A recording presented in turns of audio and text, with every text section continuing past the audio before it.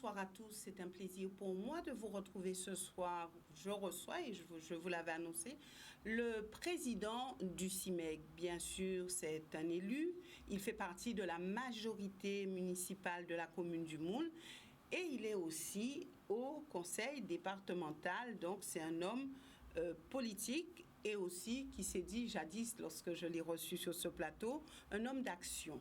Alors, Daniel Dulac, vous aurez la possibilité d'adresser vos vœux à cette population guadeloupéenne avant d'entrer en plein cœur du sujet, en plein cœur du CIMEG. Merci. Bonsoir aux téléspectateurs de Canal 10. Bonsoir aux Guadeloupéens. C'est vrai, je voudrais commencer votre émission par souhaiter mes vœux de santé et de courage aux Guadeloupéens dans ces moments difficiles. C'est vrai qu'il va nous falloir du courage pour affronter les difficultés qui sont à venir. Ah, lesquelles? Les difficultés, on sent qu'avec la crise sanitaire, qu'on aura beaucoup de difficultés sur le plan économique. Qui dit sur le plan économique dit aussi sur le plan social. On le voit déjà avec les chiffres. Le pire est à venir, selon vous? Le pire est à venir certainement, puisqu'il faudra tout faire pour l'éviter, mais le pire sera là. Elle est déjà là d'ailleurs, puisqu'on constate que nos Guadeloupéens sont en difficulté, le chômage augmente puisque les entreprises sont fermées, il y a pas mal d'activités, notamment la culture, le sport qui sont en berne, donc c'est vrai que ça pose pas mal de soucis. Alors, lorsque vous appréciez la problématique de l'eau en Guadeloupe, est-ce que vous vous dites que vous êtes un chanceux d'avoir la présidence du CIMEG? Moi, je ne dirais pas d'avoir de la chance, parce que c'est vrai qu'avec la problématique de l'eau, ça montre tout simplement aux Guadeloupéens parfois qu'on n'a pas été suffisamment organisé pour pouvoir faire face à nos différents problèmes. Le CIMEG a la chance d'avoir les 32 communes au sein du syndicat. Le syndicat représente donc les 32 communes de la Guadeloupe. Et je pense que pour l'eau, on est aussi en chemin. Oui. On est en chemin. Je n'ai pas dit qu'on a déjà réussi. On est en chemin. On rame, on va dire qu'on rame. Mais il faut être optimiste. Il faut être optimiste, on est en chemin. Je ne sais pas si le CMO c'est la panacée, mais en tout état de cause, il faut faire quelque chose. Donc on est obligé de faire quelque chose. On se retrouve au pied du mur, il faut agir. Donc on agit. Ouais. On agit. Alors la voie législative, c'est celle privilégiée en tant qu'élu guadeloupéen. Est-ce que vous pensez que c'est une bonne solution? Est-ce que c'est la solution? Je ne pense pas que ça soit la solution. Le but, c'était que les Guadeloupéens se mettent autour de la table et qu'on finisse par réussir quelque chose ensemble. C'est vrai qu'il y a des divergences, c'est vrai qu'on n'arrive pas tout à fait, puisque ça remonte à un nombre d'années qu'on n'arrive pas à se mettre d'accord sur ce sujet de l'eau. Donc l'État a prévu de légiférer, mais je ne sais pas si ce sera la solution qui va tout mettre en ordre. On attend et on verra. On peut dire que vous n'avez pas d'ordre à mettre, vous, au CIMEG, puisque c'est une structure qui a été bien gérée. C'est une structure que, depuis 2007, lors de sa création, qui a été gérée par le président Elatré de façon remarquable, puisqu'il a quand même pu mettre autour de la table les 32 communes de la Guadeloupe, ce qu'on sait qui n'est pas facile chez nous. Il a pu faire au nom des communes, donc c'est vrai que de ce côté-là, quand on parle de chance, c'est vrai qu'il y a eu de la chance, mais il y a aussi quand même un travail conséquent pour arriver à mettre tout le monde d'accord. Alors, je me suis un petit peu reportée au rapport de la Chambre régionale des comptes de 2012, où il était dit que c'était globalement une structure bien gérée. C'est une structure qui est bien gérée et on va poursuivre puisqu'on essaie de faire, parce qu'il faut faire des investissements sur le réseau d'électricité publique, mais il faut aussi se projeter dans l'avenir, la transition énergétique. Donc c'est vrai que c'est très important, la maîtrise des dépenses énergétiques aussi c'est très important, donc il faut se projeter dans l'avenir tout en maintenant une structure en bonne santé financière. Nous y reviendrons tout à l'heure. Est-ce qu'on peut dire, Daniel Dulac, qu'il y a quand même quelques difficultés? Est-ce que vous pensez que au niveau de la structure, dans ces rapports avec les communes, vous rencontrez quelques difficultés, et ça sans langue de bois? Je n'ai pas l'habitude de faire de la langue de bois, mais c'est vrai qu'on aura toujours des difficultés, parce que mettre des hommes autour de la table, on ne voit pas forcément les choses de la même manière, on a des difficultés. Le but du jeu, c'est de se mettre autour d'une table, de discuter, de trouver la solution. Au CIMEG, on va vers ces solutions-là parce que tout simplement, on arrive à communiquer, on arrive à parler avec les maires. Donc pour nous, c'est un petit peu plus facile. Lorsqu'un maire vient au CIMEG avec ces doléances, on essaie de se mettre autour de la table et essayer de voir comment on peut arranger les choses. Donc c'est pour cela, ça a été la méthode Ilatré et c'est aussi la méthode du lac. Moi, j'ai toujours voulu être un homme qui est à l'écoute des autres. Donc, quand on est à l'écoute des autres, on sait entendre les autres et on sait agir en conséquence pour les autres. Alors, c'est l'occasion pour vous de rappeler les missions du CIMEG pour ceux qui nous écoutent. Donc, vous savez que si on fait un petit historique de l'électricité en Guadeloupe, c'est vrai que depuis 1946, où il y a eu la nationalisation pour reconstruire la France, EDF a été créé. Et EDF était missionné sur la France pour rebâtir le réseau électrique. Et puis en Guadeloupe, nous avons eu la chance d'avoir quand même une structure locale qu'on appelait à l'époque la SPEDEG. Et cette SPEDEG qui a été créée en 1951 a été concessionnaire du réseau public d'électricité de la Guadeloupe jusqu'en 1975. En 1975, où l'État a décidé de remettre la concession à EDF. Et EDF, depuis cette date-là, était titulaire de la concession de l'électricité. Et puis est arrivé les années 2000, où la loi de 2004 a reprécisé que c'était les communes qui devenaient donc autorités concédantes pour l'électricité. Donc nous nous sommes mis autour de la table des élus guadeloupéens à ce moment-là et nous avons créé le CIMEG. Alors, il y a eu la création du CIMEG. Est-ce que vous avez le sentiment que les élus, en tout cas les communes, trouvent leur compte au niveau de cette structure? Vous savez que il s'agit pour nous de se mettre d'accord pour tout. Donc le réseau, on sait que le CIMEG est concessionnaire, le CIMEG ne représente que les communes. C'est vrai que le CIMEG est l'autorité organisatrice au nom des communes de l'organisation de la distribution d'électricité.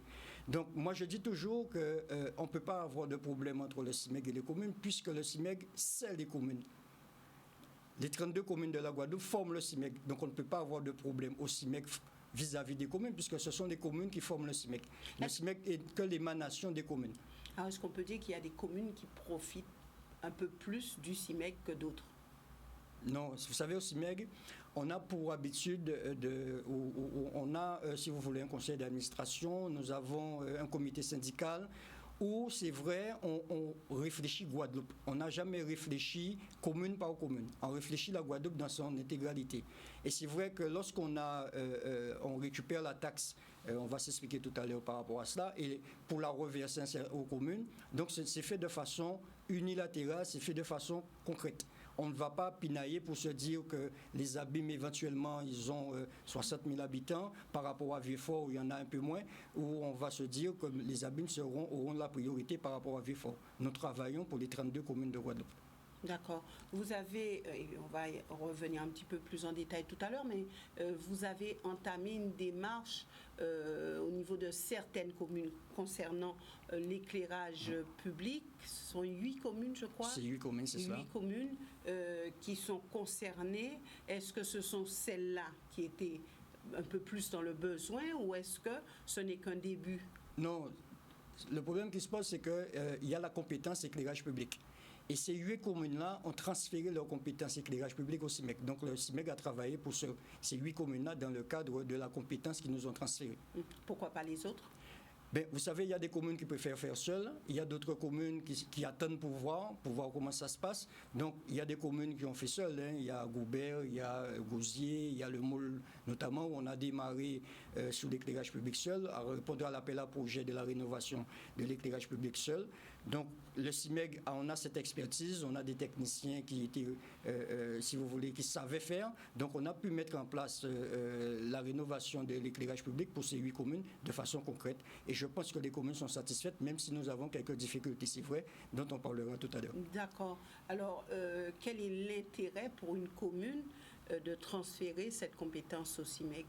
Ben, l'intérêt pour la commune, elle est simple. Hein. Le CIMEG possède déjà l'expertise. Le CIMEG possède l'expertise. Nous avons des agents au CIMEG de très bon niveau qui arrivent à mener à bien ces dossiers-là. Donc nous n'avons aucun souci à pouvoir travailler, notamment dans le cadre de l'appel à projet région, sur l'éclairage public. Nous nous sommes préparés et nous avons mené à bien les dossiers de ces 8 communes-là. Et je peux vous dire qu'ils sont satisfaits puisque le travail a été réalisé dans de bonnes conditions. Donc maintenant, vous attendez les autres? Il y a des communes qui sont en train de transférer leurs compétences éclairage public au CIMEC. Donc, on va bientôt, d'ici le mois de juin, certainement, on sera à peu près à 12 communes qui auront transféré leurs compétences. Donc, ouais, donc ça prend un peu de temps, mais c'est vrai que les communes constatent que ça travaille, que ça avance. Donc, ils font confiance au CIMEC. Alors, est-ce que faire appel au CIMEG entraîne quand même une réelle économie pour les communes? Bien, il y a l'économie d'échelle. Est-ce qu'on parle de rationalisation? Bien voilà, c'est tout simplement ça. Il y a l'économie d'échelle, il y a la rationalisation, puisque vous savez bien que quand on travaille à plusieurs ensemble, c'est beaucoup moins cher. On est beaucoup plus fort sur le marché et c'est beaucoup moins cher. Donc, dans le cadre, on va prendre l'exemple de l'appel à projet région pour la rénovation de l'éclairage public. Nous avons travaillé pour 8 communes et je peux vous dire que les entreprises que nous avons choisies pour mener à bien cette rénovation nous ont fait confiance et ils ont remarqué, et les communes même ont remarqué, que ça se faisait très bien. Vous dites qu'il y avait quand même quelques difficultés. Quelles sont-elles? Mais vous savez, le réseau est un petit peu vieillissant. Il y a des câbles électriques qui durent depuis longtemps. Et puis en Guadeloupe, nous avons eu des habitudes qui n'étaient pas très normal, c'est-à-dire qu'on mettait un petit peu d'éclairage public un petit peu partout, on éclairait même à l'époque la cour des gens. Et c'est vrai que dans le cadre de cette rénovation-là, on a eu des difficultés puisqu'il a fallu parfois débrancher les supports qui n'étaient pas sur des parcelles publiques. Alors on peut dire que vous n'êtes pas un vrai homme politique. Pourquoi ? Oui, vous dites on éclairait même la cour des gens et il a fallu remettre de l'ordre dans tout cela. Et à l'époque, ça faisait partie mais ce n'est pas un reproche politique. Mais voilà, ce n'est pas un reproche, c'est-à-dire que ça se faisait. Comment faire pour s'en sortir, puisque bon. Vous savez, c'est pas la communication, c'est pas les explications. C'est vrai qu'on essaie d'expliquer au maximum aux maires. Les maires après, ils arrivent à comprendre qu'effectivement, on ne peut pas prendre de l'argent public pour mettre sur des parcelles privées. C'est difficile à dire, mais on arrive petit à petit parce qu'on a des solutions à proposer aux gens. Voilà, c'est ça. Donc si on propose des solutions aux gens, c'est que les gens sont là, ils vont se dire, eh bien finalement, vous avez raison, monsieur le maire, monsieur le président avait raison, donc on accepte. Mais si on n'a pas de solution à mettre en face et on vient effectivement qu'on débranche tout le monde, ça pose problème. Alors justement, quelles sont les solutions à mettre en place pour ne pas heurter la susceptibilité, on va dire, de la population? Vous savez... et que les maires ne soient pas en difficulté. C'était la préoccupation du président du CIMEC, c'est-à-dire de ne pas mettre les maires en difficulté. Vous savez, lorsqu'il y a eu la rénovation, dans la rénovation, on a des fonds fédéraux. Ça, il faut le comprendre. Et les fonds fédéraux, ça veut dire que demain, on peut être à tout moment contrôlé sur les fonds fédéraux. Donc, si un contrôleur de l'Europe passe et qu'il constate qu'on a mis de l'éclairage public sur des parcelles privées, on risque de perdre les fonds. Ça, c'est une raison de perdre les fonds. Donc, quand les maires l'ont compris ça, après, pour nous, il s'agit de dire aux gens, on va vous débrancher le réseau. On peut éventuellement, entre parenthèses, je dis bien, garder en changeant le type de support que vous avez. Mais le mieux, c'est soit de passer au solaire, de façon à ce que l'énergie soit, on va dire entre parenthèses, gratuite. D'accord? Donc personne n'a plus à payer. Vous n'êtes plus branché sur le réseau public, mais en même temps, vous continuez à être éclairé. Ou parfois, la solution, on cherche avec les communes, on leur dit, la solution qui existerait, ce serait par exemple de faire rentrer la route qui mène vers ces parcelles privées dans le patrimoine public. Et comme ça, la commune pourra dire qu'on fait des investissements sur cette parcelle-là. Ou éventuellement, la solution la plus extrême, c'est de dire aux gens, prenez à votre charge le comptage. Oui, c'est vraiment... C'est la solution extrême, j'ai bien dit la solution extrême. Le bas blesse. Alors, est-ce que les gens ont confiance dans le solaire, puisque lorsqu'on entend par-ci et par-là les discussions, on a l'impression quand même que le solaire a quand même du mal à faire son chemin. Ça, c'est il y a 10-15 ans. Maintenant, c'est vrai que les panneaux solaires ont un rendement qui frise les 40%, ce qui n'était pas le cas il y a 15 ans où on était autour de 10%. C'est vrai que la technologie avance, les choses s'améliorent, donc forcément, un point d'éclairage comme l'éclairage public, ça fonctionne, disons, de 18h à minuit, 2h du matin. Donc c'est vrai qu'à ce niveau-là, on n'a pas trop de soucis d'être éclairé dans de bonnes conditions pendant plusieurs heures. Donc vous arrivez à ne pas créer de difficultés entre la municipalité et les administrés. Voilà, c'était notre but. C'était notre Vous y but. arrivez. On essaie. Vous savez que ce n'est pas toujours facile, hein, puisque quelqu'un qui avait chez lui un support depuis 30 ans, il ne va pas comprendre qu'on vient lui débrancher du jour au lendemain. Mais en faisant des explications, en essayant d'expliquer aux gens pourquoi, vous savez que ça se passe en général très bien. Bon. Maintenant, vous avez parlé d'avenir. Oui. Nous sommes en 2021. L'année 2020 a été une année difficile, vous l'avez dit. Vous avez dit aussi que 2021 sera difficile. Mais pour vous, au CIMEG, l'action continue? L'action continue, on se prépare, puisque on n'oublie jamais que le rôle du CIMEG, c'est d'assurer la qualité de distribution de l'électricité pour nos administrés, pour nos pétitionnaires, d'aider les communes à faire la maîtrise de la demande énergétique, c'est-à-dire qu'en général, je prends l'exemple d'une commune qu'on a rencontrée il n'y a pas trop longtemps, la facture électrique avant la rénovation était autour de 300 000 euros. Après la rénovation, on est tombé à 300 000 euros là. 300 000 euros là. Et après la rénovation, on tombe à 150 000 euros. Donc vous voyez que la commune peut dégager, voilà, puisque c'est dans le cahier des charges d'ailleurs, c'est 50%, on doit garantir 50% d'économie d'énergie pour justement obtenir les fonds FEDER pour... justement, comment faites-vous? Eh bien, la rénovation passe par utiliser des lampes LED, les fameuses lampes LED, oui, qui consomment 10 fois, 100 fois moins que les lampes type halogène ou type ballon fluo qu'on utilisait auparavant. Donc on arrive à faire des économies à ce niveau-là. D'accord? Donc on arrive forcément à diviser la facture par deux parce qu'on a utilisé une technologie moderne qui est un petit peu plus fragile, puisque avec nos conditions sous nos latitudes, avec beaucoup d'humidité qui sont un petit peu plus fragiles, mais en tout état de cause, on arrive quand même à faire des économies d'énergie qui sont pas mal. Donc passer par la MDE, puisque assez souvent la politique de la région en matière de PPE était ambitieuse, hein, passer à l'autonomie énergétique d'ici 2030, mais là, ce n'est pas uniquement la production, c'est aussi la maîtrise des dépenses énergétiques. Vous avez d'ailleurs été soutenu par la région au niveau de vos projets? Tout à fait. Les communes. Mais vous savez que la région maîtrise le schéma directeur. C'est la région qui donne la direction, qui donne le là. Et puis nous devons travailler en synergie avec la région de façon à pouvoir progresser dans ce domaine-là. Et ça se passe bien? Ça se passe bien. Nous devons d'ailleurs rencontrer le président de région dans ces jours-ci pour justement affiner le travail qu'on doit mettre en place ensemble. D'accord. C'est un peu plus de 90 000 euros que vous avez eu dans le cadre justement de ce projet avec les communes? C'est un peu plus, c'est un peu plus. Plus, ah oui, plus de 90 000 euros? Oui, on parle de millions d'euros. Pour l'éclairage public, on parle. Ouais. La région vous a aidé? Mais à travers les fonds FEDER. Ouais. Oui, à travers les fonds FEDER. Et nous avons aussi des subventions région et nous avons aussi des subventions ADEME. Subventions région, c'est subventions région, vous avez les subventions FEDER. Oui. Et la région s'y accompagne pour pouvoir... Je crois que c'était plus de 90 000 euros, non? Par commune, montant. Il y a pour des la région, hein, juste la région. La région participe pour chaque commune. Pour certaines communes, la région a participé à hauteur de 200 000 euros, par exemple. Pour quelle commune? Pour Sainte-Anne, par exemple. Ouais.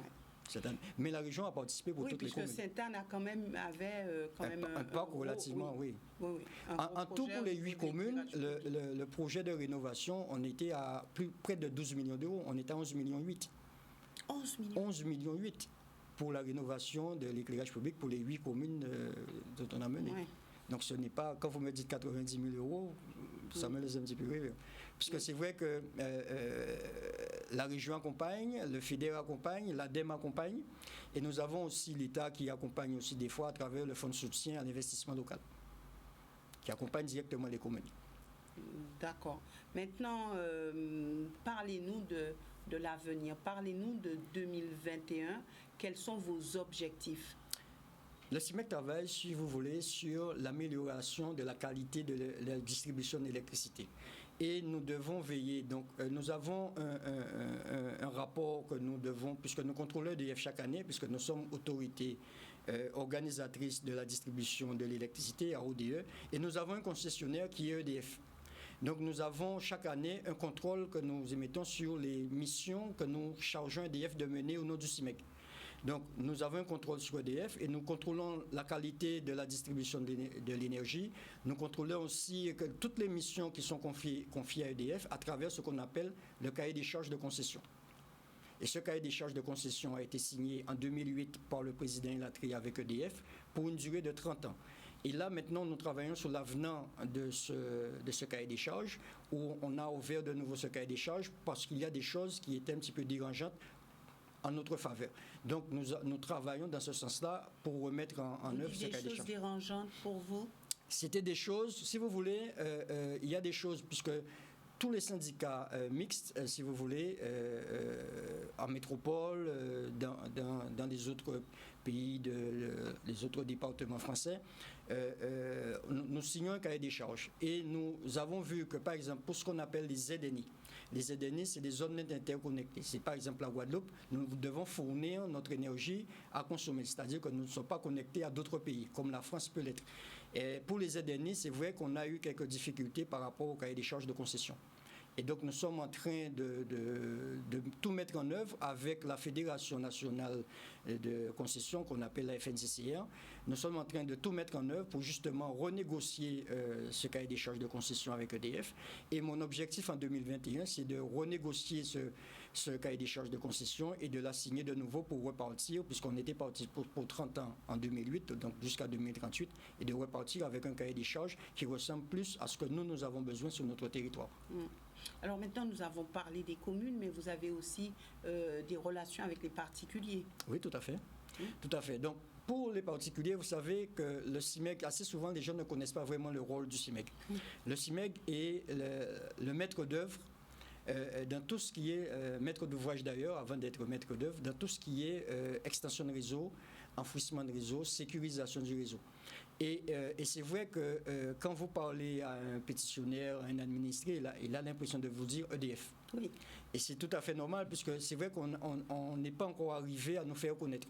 Mais ce qui est très simple à expliquer, c'est-à-dire que quand un particulier construit, parce que moi je veux bien revenir sur ça, quand un particulier construit, on lui dit de se rapprocher du CIMEG pour sa future alimentation en électricité. Et c'est vrai que les gens ont tendance à ne pas le faire, et arriver, lorsque tout est fini, ils viennent vers le CIMEG, et là, un petit peu, ça traîne, ça prend du temps, puisque tout simplement, on n'avait pas prévu. C'est le coût qui dérange. Il y a le coût aussi, puisque c'est vrai que assez souvent, quand une commune délivre un permis de construire, le coût de l'alimentation électrique est assez souvent compris dans ceci, puisque la commune a le droit d'emmener à l'endroit de la parcelle, pour la personne, les réseaux, dans le réseau électrique. Et nous avons une particularité en Guadeloupe, et grâce à la loi LUR qui date de 2017, nous avons maintenant la possibilité de faire une extension de réseau, de brancher des gens sans autorisation d'urbanisme, c'est-à-dire que les gens qui sont sans permis de construire. Donc nous demandons au maire, parce qu'il y a quand même le plus à respecter, nous demandons au maire, monsieur le maire, autorisez-vous autorisez-vous cette personne-là à être connectée au réseau public d'électricité. Et le maire regarde, si c'est possible, il dit oui. Si ça le dérange dans son plus, il dira non. Et bien à ce moment-là, on fera. La seule différence qu'il y a, c'est que quelqu'un qui a son permis de construire, en général, le réseau est pris en charge par le CIMEG et par la commune. Quand c'est quelqu'un qui est sans autorisation d'urbanisme, nous avons pas mal de dossiers comme ça au CIMEG, ben, le CIMEG prend sa part et 60% du coût du devis reste à la charge du pétitionnaire, reste à la charge du demandeur. Et c'est vrai qu'un réseau, on parle de réseaux qui sont comprises à partir de 30 mètres. Parce que quand c'est moins de 30 mètres, il faut le préciser, c'est un branchement. On va voir directement EDF. Quand on sait que sa maison se situe à moins de 30 mètres d'un poteau, on va voir directement EDF pour un branchement. Donc vous ne faites pas les branchements? On ne fait pas les branchements. C'est EDF. Juste les extensions. C'est EDF qui fait le branchement pour le compte du CIMEG, puisque le réseau, ne pas oublier, appartient aux communes, donc appartient au CIMEG. Alors, vous faites rapidement, puisqu'il nous reste plus de temps, et je pense qu'il faudrait que vous puissiez revenir, qu'on puisse bien expliquer aux téléspectateurs comment ça se passe concrètement. Donc, vous faites l'extension de réseau, oui, et l'EDF vient après pour faire le branchement. On remet l'ouvrage à EDF. Qui fait le branchement. Qui fait le branchement. Alors, est-ce que systématiquement, quand il y a extension de réseau fait par le CIMEG, oui, il y a branchement? Est-ce que c'est systématique? Mais c'est systématique, parce que si on fait l'extension de réseau, c'est que quelqu'un... Même sans permis de construire? Même sans permis de construire, c'est avec l'autorisation du maire de la commune. Qui demande cette autorisation? Ben, c'est le pétitionnaire qui demande l'autorisation. En général, quand le pétitionnaire vient nous voir au CIMEG, on lui dit, on va faire un courrier au maire pour lui dire est-ce qu'il est d'accord pour qu'on puisse faire votre extension. Parce que si le maire n'est pas d'accord, on ne peut pas le faire. Ou même si on dit très, très clairement aux gens, si le maire ne répond pas au bout de 2 mois, on ne le fera pas non plus. Voilà. Et s'il y a une lenteur administrative, alors tous les 2 mois, il faut refaire la demande? Mais en général, les maires répondent. Moi, je dis en général, les maires répondent. Quand les maires ne répondent pas, c'est qu'ils ne sont pas d'accord. Ah, bon.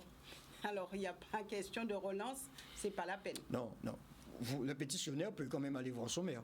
Rien ne l'empêche d'aller voir son maire et son maire va lui expliquer pourquoi il n'est pas d'accord ou pourquoi éventuellement il pourrait être de nouveau d'accord pour lui permettre d'avoir cette extension de réseau. Mais ce qu'il faut savoir, c'est que quand le maire n'est pas d'accord, parce que ça veut dire que dans le plus, ce n'était pas prévu que cette zone-là soit une zone urbanisée. Donc, on peut le comprendre, ça se comprend, mais par contre, il y a d'autres dispositifs dont peuvent profiter les pétitionnaires, sites isolés par exemple, c'est-à-dire que quand vous avez une maison qui est au-delà de 100 mètres du réseau, nous vous proposons de mettre des équipements, des panneaux solaires, des batteries, etc., qui est pris en charge, on peut obtenir jusqu'à 90% de financement dans ce cadre-là, des sites isolés, et 10% à l'achat du pétitionnaire. Et après, cet ouvrage-là est remis à EDF, qui va le gérer, et le pétitionnaire va payer une facture comme les pétitionnaires qui sont reliés au réseau électrique normal.